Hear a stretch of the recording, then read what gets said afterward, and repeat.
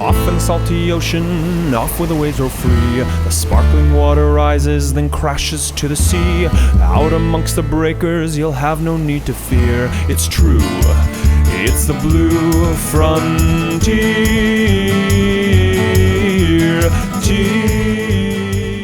And welcome to a special edition of Rising Tide, the Ocean Podcast.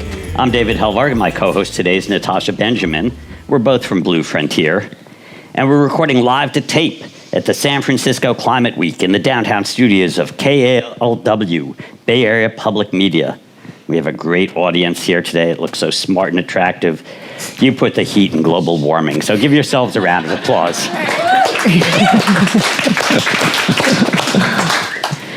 Today, the climate emergency is changing the physical nature of the ocean, its temperature, chemistry, currents, and color. So, since it is SF Climate Week, we're going to talk both about global impacts of climate change as well as the impacts and solutions here in San Francisco Bay. And Natasha, maybe you can introduce our two guests. Very excited to be here with all of you. I'd first like to introduce Rod Fujita, who I've known for a long time working on California fisheries issues and marine protected areas. And Rod is recently retired director of the Ocean Research and Development for the Environmental Defense Fund and is now working as a consultant with a number of different organizations, including the Monterey Bay Aquarium and Oceankind. And he's written a book, Heal the Ocean, which describes the nature of ocean environments and discusses current and emerging threats. And our other guest, Sejal Choksi-Chugh, she's an attorney and the executive director of San Francisco Baykeeper, where she's worked for over 20 years in the fight to stop pollution of the bay and more recently to address the real threat of sea level rise. She's also the co-founder of the Bay Area chapter of Environmental Professionals of Color.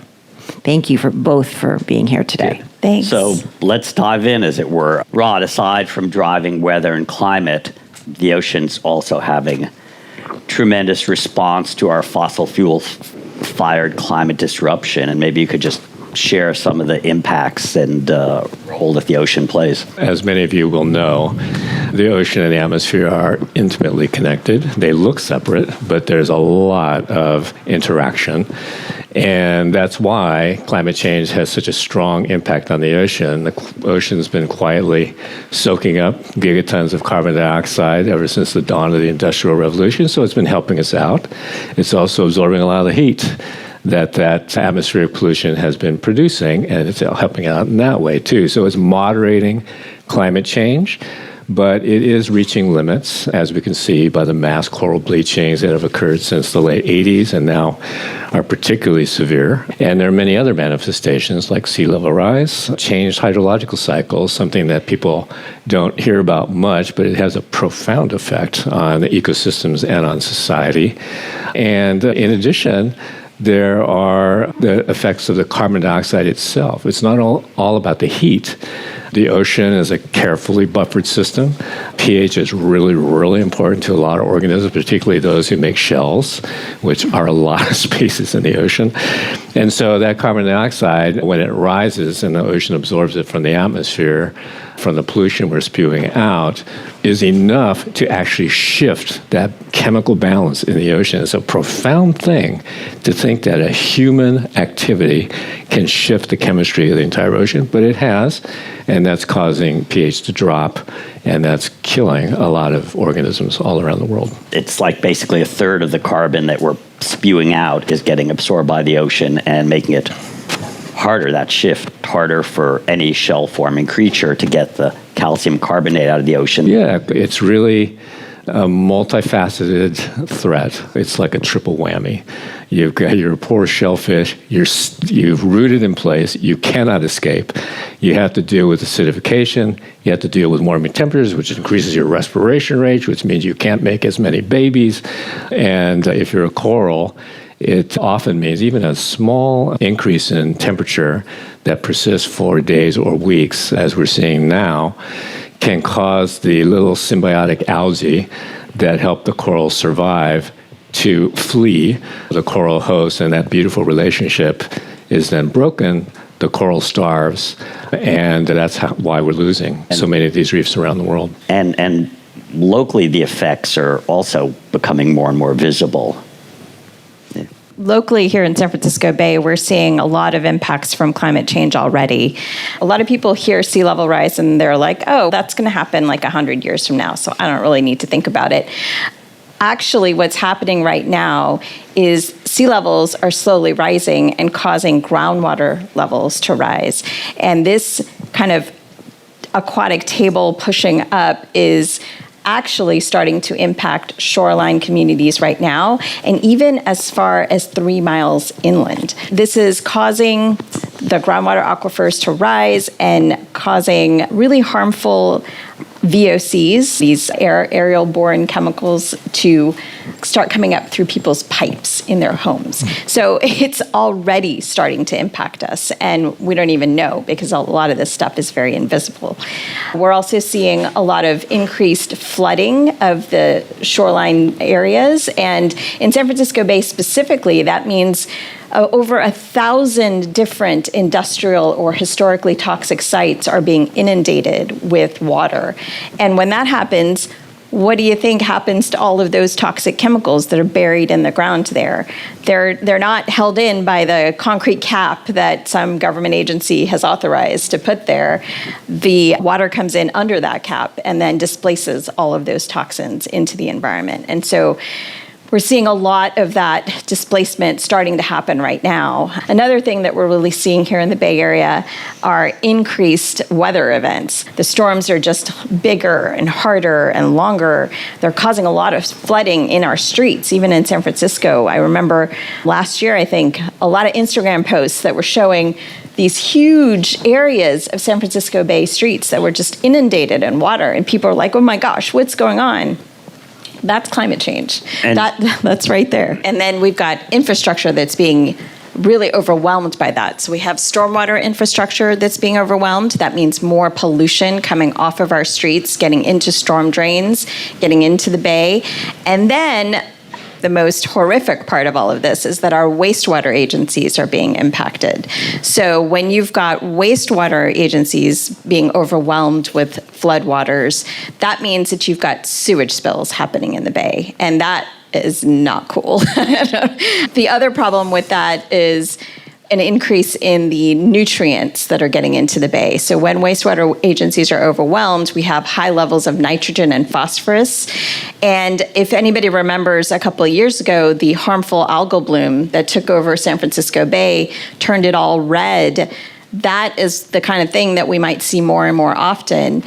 Thousands and thousands of fish died because of that. And right now, actually down in LA, there's a harmful algal bloom that's causing major species to be sick and die. So we could be seeing more toxic algal blooms here in the San Francisco Bay if we let that kind of pollution continue unchecked. I think coral gets a lot of attention, but here in our ocean backyard, we've lost 95% of our kelp forests.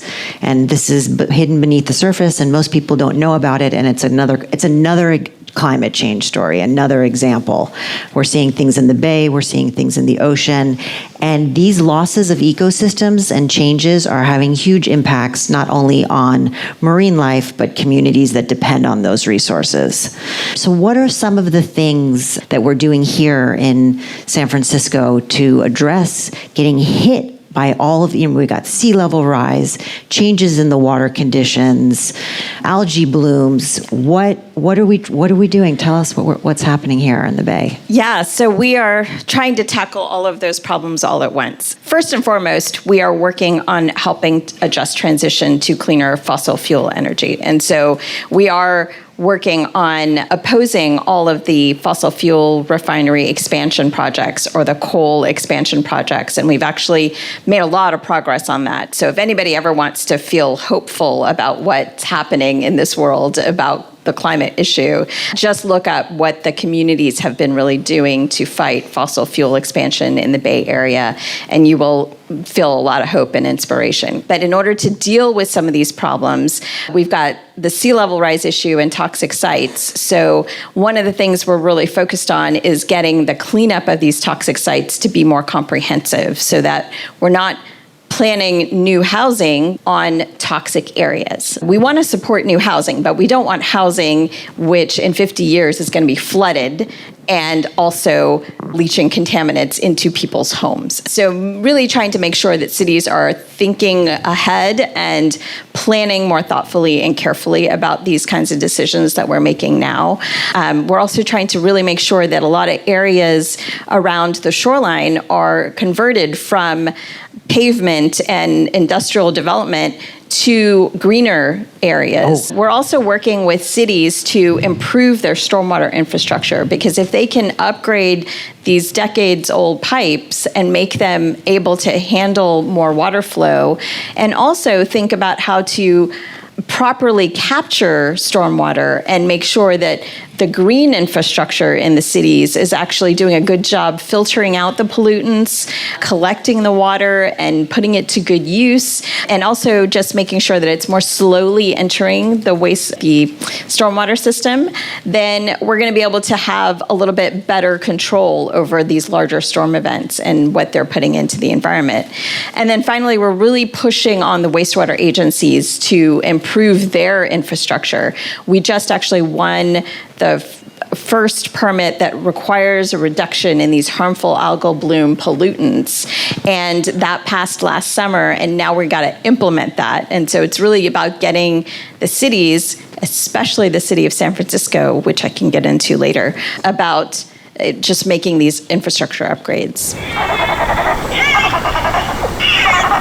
Do you love the salty characters and ocean champions we have on the Rising Tide? So do we, and we're dedicated to bringing inspiring stories and voices that make waves.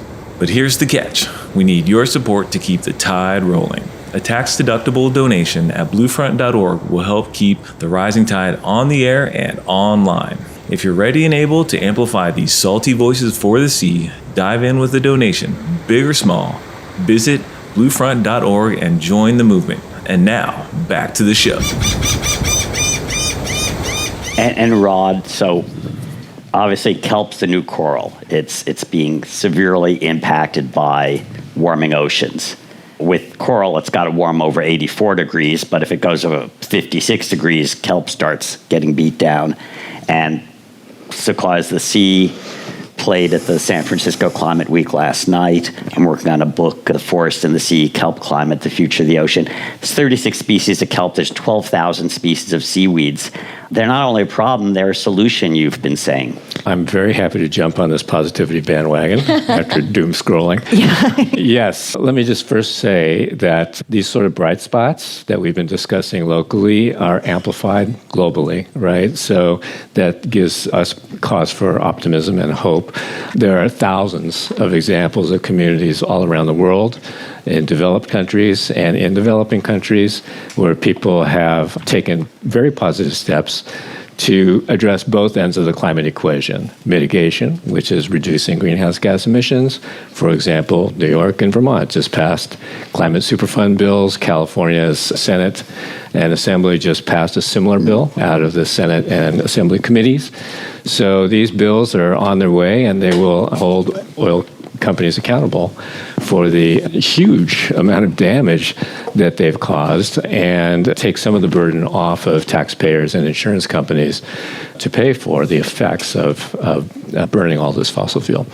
So we could go on and on about the positive stories all around the world. That's why I wrote my book, is to try to compile that as an antidote to all the... Without getting too far into the weeds, tell us about seaweed. Yeah.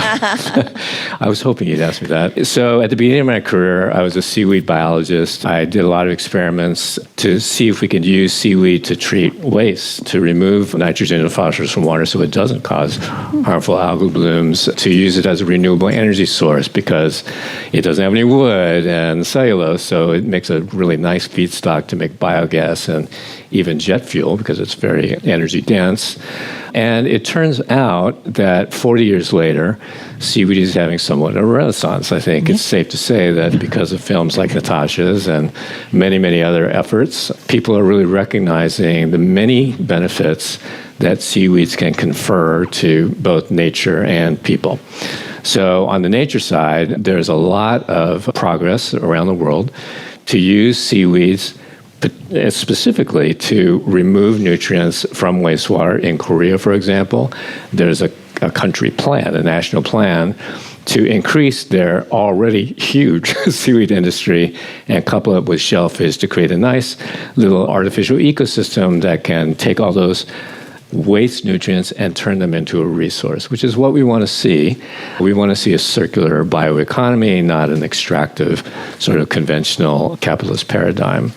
Seaweeds are also being grown to provide livelihoods for about 6 million people around the world. It's a great alternative way if you're a fisherman and you're dealing with depleted fish stocks and you live in a remote coastal community with very few economic activities. It's a nice way to earn a living and supplement your income. Yeah, we're seeing that in Maine, where the lobster fishermen who have lost a large part of their fishery are now turning into kelp farmers. And just to put that into the climate frame, because this is Climate Week, you may have heard that seaweeds are great at absorbing carbon, and some people conflate that with seaweed are great at sequestering carbon from the atmosphere, which is not quite true. So it's yes, seaweed absorb a great deal of carbon very rapidly. They are the most productive organisms on the planet. So that's cool. But the problem is they don't make wood, they don't make roots, they don't sequester the carbon like a tree does, or a mangrove forest does, or a seagrass meadow, or a salt marsh. So they underperform those ecosystems in terms of carbon sequestration, which means putting the carbon away for hundreds or thousands of years.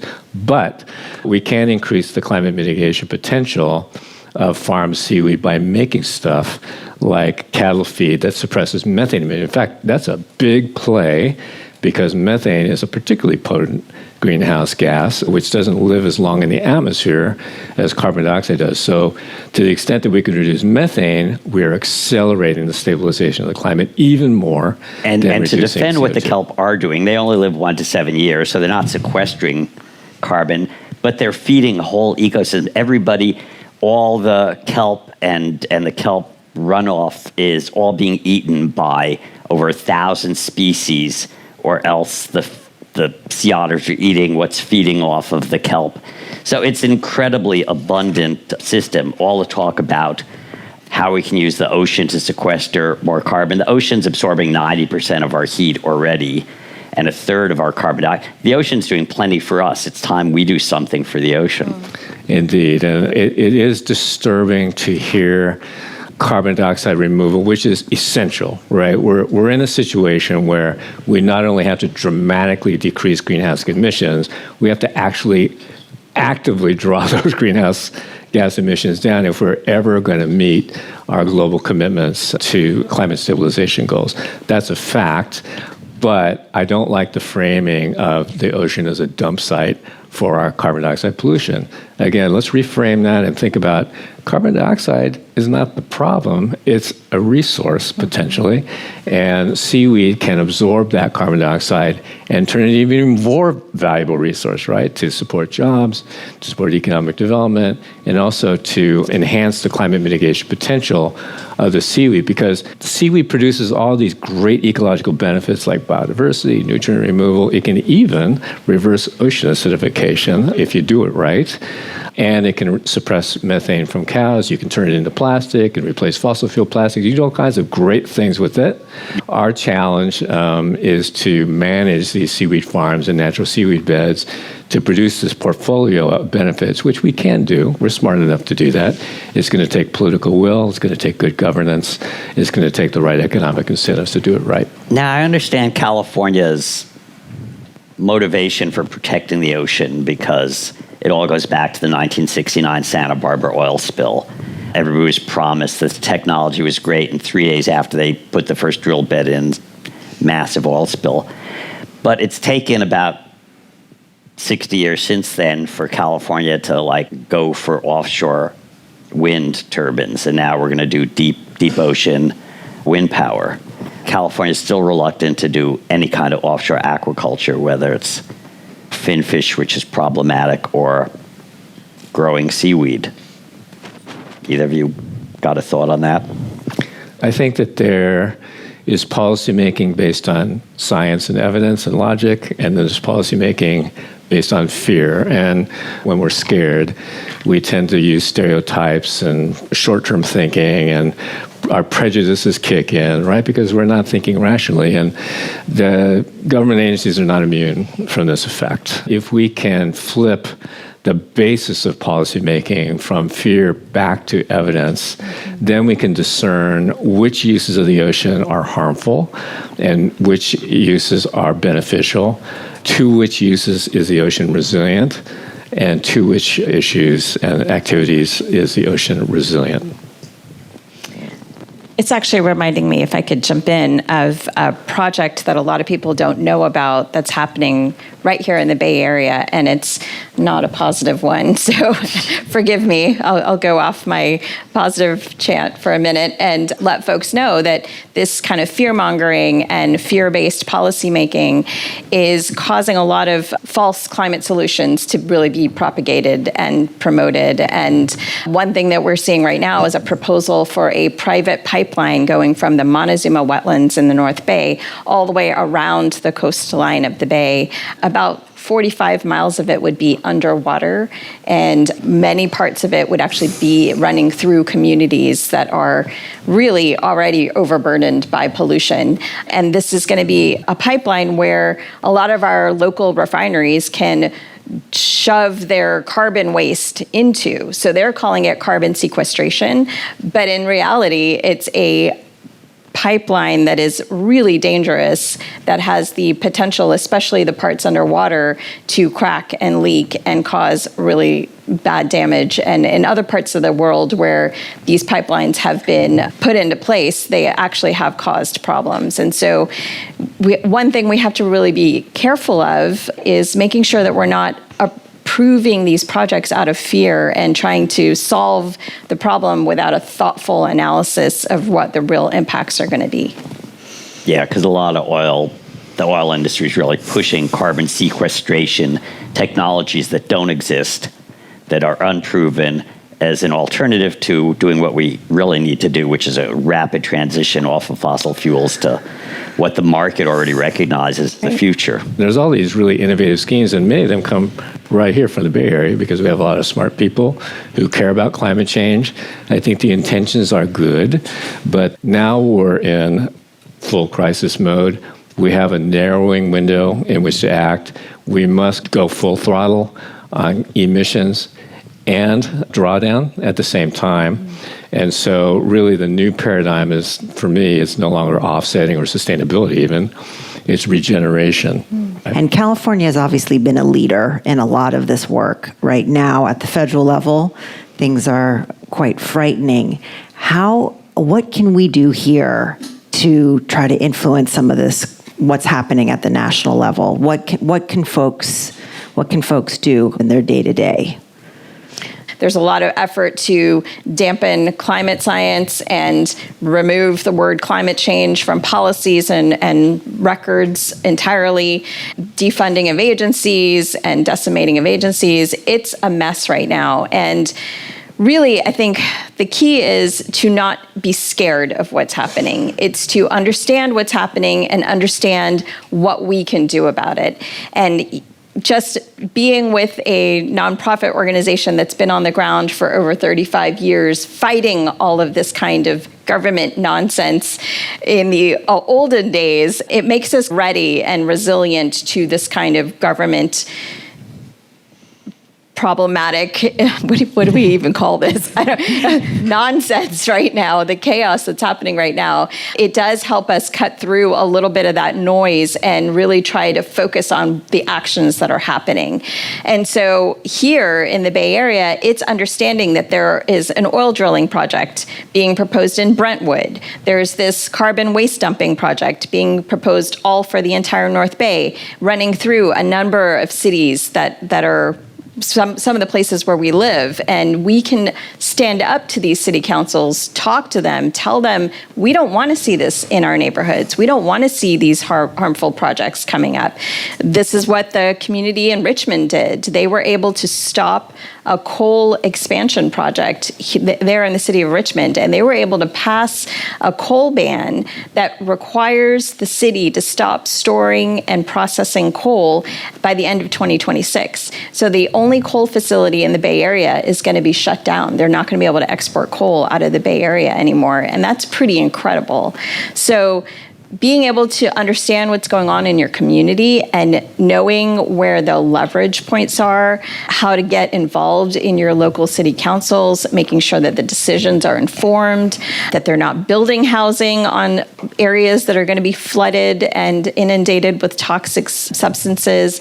All of these are things that we can really push for and make sure that our city councils are making decisions that we want to see, and that trickles up. I fundamentally believe that. And look, we're witnessing a movement toward autocracy, but as David says, it's a fragile movement that contains many, many unpopular aspects. And so what's the antidote to this movement? It's mobilization, it's organization. It's the only thing in history that's been able to prevent these kinds of movements toward autocracy. You've heard this before, but don't be overwhelmed by the fire hose of bad news.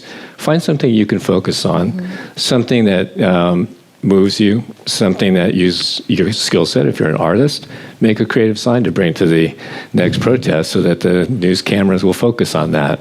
If you're a writer, write away. And if you have advocacy skills or you're good at organizing people, there are many policy vehicles moving in California right now to create and maintain our bubble, like the Climate Superfund bill that I mentioned before. But yes, let's not despair, but let's get active instead. So we'd really like to thank you for joining us on the Rising Tide Ocean podcast. Maybe end with one of my favorite quotes from Isaac Dinesen, who says, "The cure for anything is salt water, sweat, tears, or the sea." Nice. Thank you. Thank you. Thank you, guys.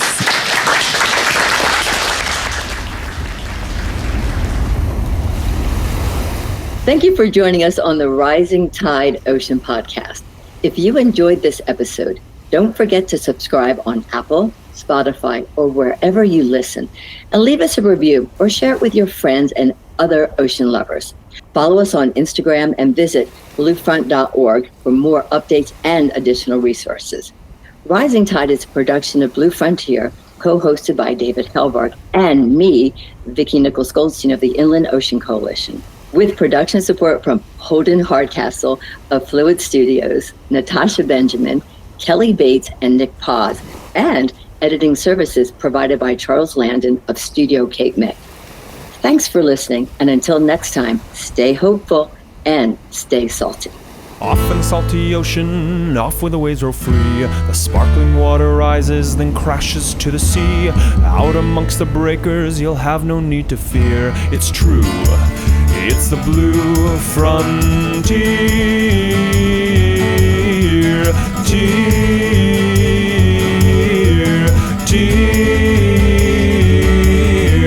Off in the salty ocean, off to the blue frontier. Sparky, come here, buddy. Sparky! There you are, good boy, Sparky!